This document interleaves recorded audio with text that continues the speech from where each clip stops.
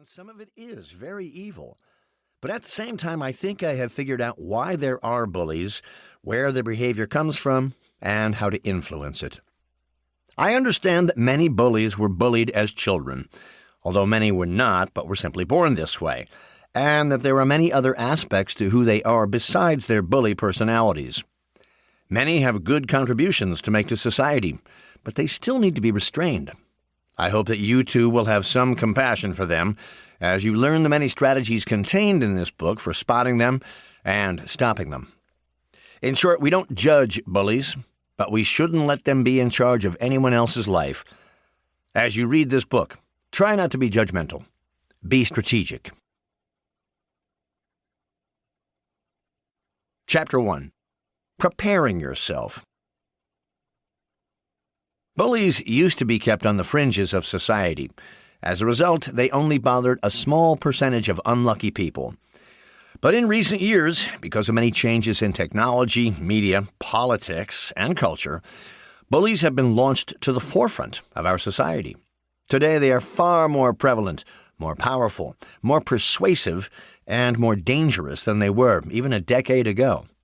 Now, everyone is likely to have a bully in their life sooner or later, including you. Are you prepared to spot them and stop them? Over the past 40 years, I have studied bullying as a therapist, lawyer, mediator, and co-founder of the High Conflict Institute. Since 2008, my institute colleagues and I have taught skills for managing high-conflict people, bullies and other difficult folks, to over 250,000 professionals, including lawyers, judges, therapists, mediators, human resource managers, law enforcement professionals, teachers, administrators, and many other people. I've seen the mistakes that all of us make, and I've learned that bully behavior is surprisingly predictable, as you will see. Most people are terrible at spotting bullies and fail to act in ways to protect themselves. Will you make the same mistakes that most people make? Will you underreact or overreact? Will you wish that you had known the simple tips and tools contained in this book much earlier? That's what most of our consultation and training clients at the High Conflict Institute tell us when they desperately seek help in getting a bully out of their lives or in learning how to manage one. As we teach our clients, and as you will learn in this book, much of what works with bullies is counterintuitive.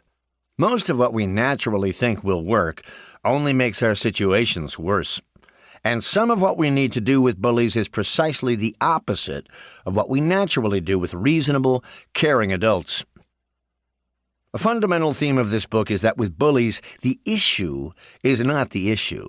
The personality is the issue driving the intensity of the conflict.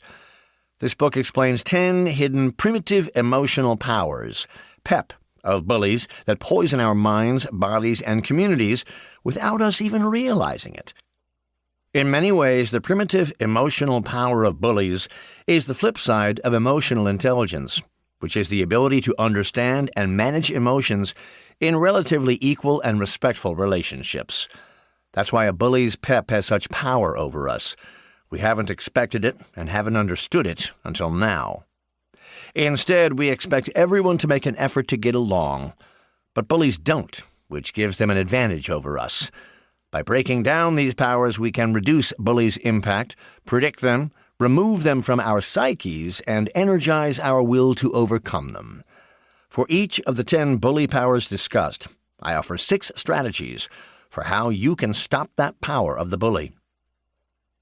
Foundational to a bully's aggressive character is the power of unrestrained personality and lack of self-restraint, which gives bullies more power to overwhelm everyone around them. They use the power of primitive emotions to persuade, intimidate, intrude, dominate, and sometimes destroy people. PEP allows bullies to blatantly use deception and the power of surprise attacks in plain sight.